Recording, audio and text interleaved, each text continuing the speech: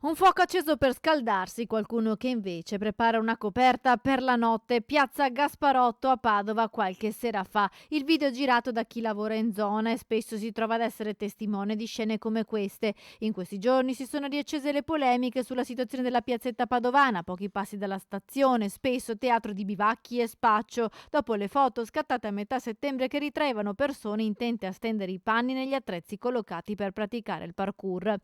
Negli anni alcune associazioni hanno iniziato delle attività in piazza Gasparotto per riqualificare l'area, ma questo non basta, attacca l'opposizione in consiglio comunale.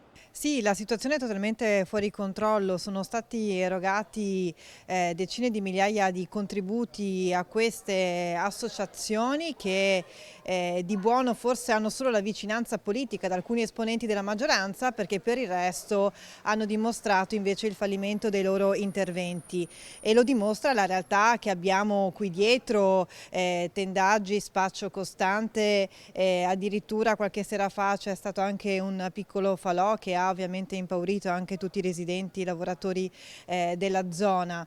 Davanti alla sede dei servizi sociali del comune di Padova c'è la situazione sociale peggiore di Padova. La consigliera leghista Eleonora Mosco attacca la giunta Giordani, sostenendo che non basta intervenire da un punto di vista sociale, ma serve una risposta più concreta.